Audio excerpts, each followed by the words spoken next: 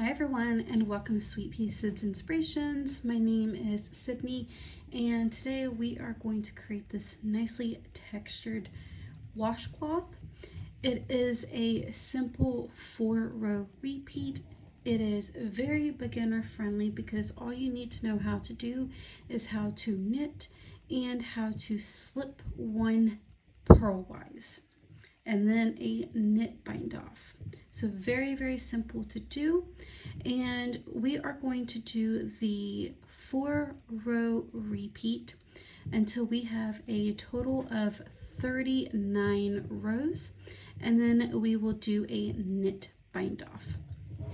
So materials that you are going to need for today's tutorial is you are going to need some cotton yarn. This is the Peaches and Cream that I picked up from my local Walmart, and it is in the color Mint. I am pretty sure you will be able to get at least 2, possibly 3, if not more, washcloths out of one skein. I have made some other face scrubbies, crochet face scrubbies out of this one skein, plus this washcloth, so I'm pretty sure you'll be able to get several out of one of these skeins. And then you're going to need a tapestry darning needle to weave any loose ends, along with a pair of scissors. Now I am using, I believe, a 5mm knitting needle. Use whatever you would like as long as it pairs with your yarn. So we will go ahead and get started with a cast on of 25 stitches. For row number 1, it is going to be very simple, as we are going to knit in each of our stitches. So go ahead and knit each stitch, and when you have made it to the end of this row, you should have a total of 25 stitches.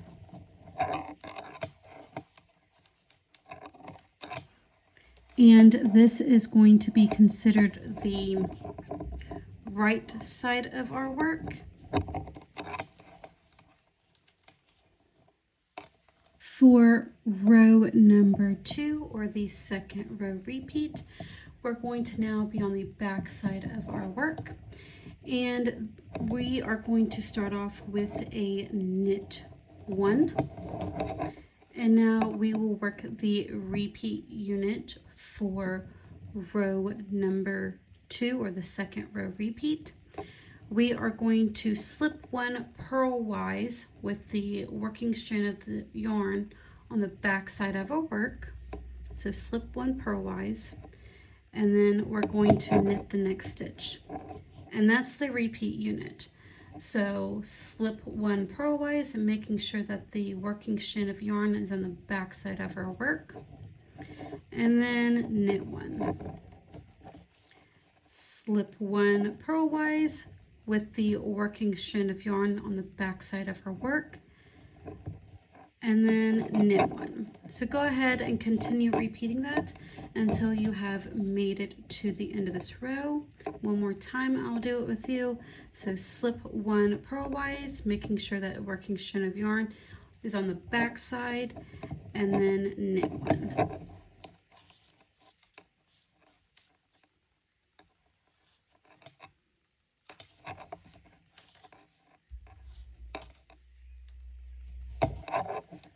And you should have left off with a knit stitch.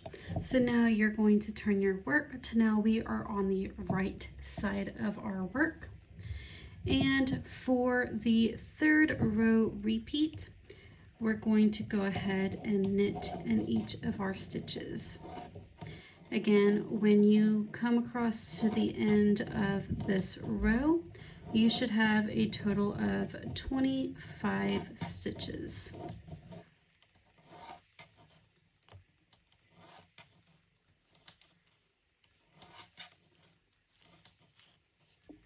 For the fourth row repeat, we're going to go ahead and turn our work. And instead of starting off with a knit 1, for row number 4, we're going to start off with a slip one purlwise, making sure that our working strand of yarn is in the back side of our work. And now the repeat unit, we're going to go ahead and knit one and then slip one purlwise, making sure that working strand of yarn is on the back side of our work. And that is the repeat unit. So knit one, slip one purlwise, knit one, slip one purlwise, all the way until you get to that very last stitch. And that very last stitch, you're going to slip one. Again, that last stitch should have been a slip stitch, and where our working strand of yarn is in that second stitch, you're just going to fold it over top of that slip stitch once you have turned your work. So that is the 4-row repeat for this washcloth. I'm going to work those with you again, or if you would like to go ahead and work ahead, you'll continue repeating the 4-row repeat until you have a total of 39 rows. So again, for the first row repeat, we are going to knit in each stitch, and you should have a total of 25 stitches.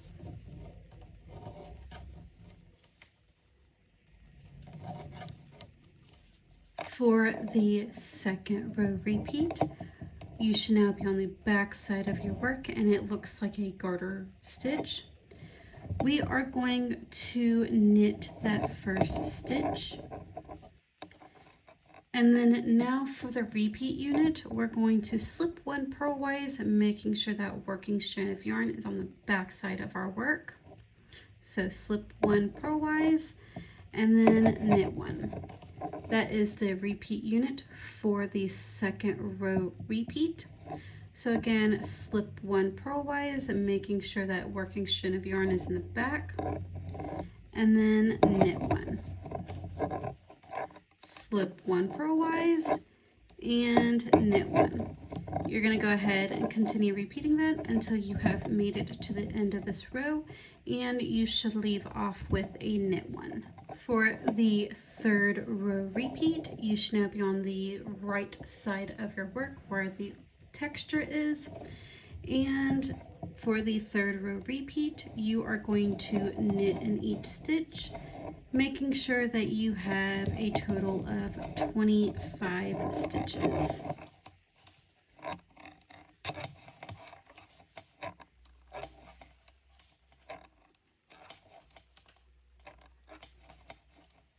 And for the fourth row repeat, we're going to now be on the wrong side of our work, so where it looks like there's nothing but a garter stitch. Instead of knitting that first stitch like we do in the second row repeat, we are going to slip one purlwise. And then for the repeat unit, we're going to knit one, and then slip one purlwise, making sure that your working strand of yarn is in the back. And that is the repeat unit for the fourth row repeat. So knit one, and then slip one purlwise, knit one, slip one purlwise. You'll go ahead and continue repeating that until you have made it to the end, and that last stitch should be a slip stitch, and then you'll continue repeating the 4-row repeats for a total of 39 rows. When you have gotten all 39 rows complete, you should be on the back side of our work now, and what we're going to do is a knit bind off.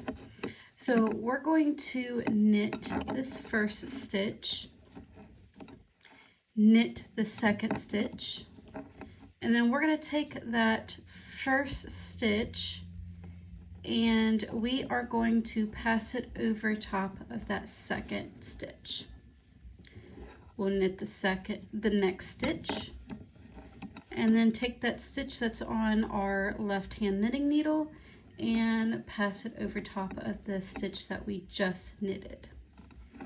knit the next stitch, take that first stitch and pass it over top of that second stitch. And we're going to go ahead and continue repeating that until we have binded off each of our stitches. So again, just knit the next stitch and then pass that stitch over top of the second stitch.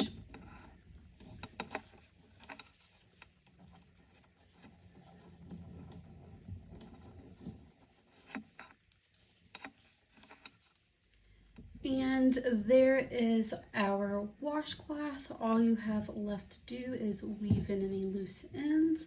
And that is it for today's video. I hope you enjoyed today's tutorial. If you did, please don't forget to give this video a like, share, comment, or subscribe. I hope you all have a wonderful day, and I will see you in the next one.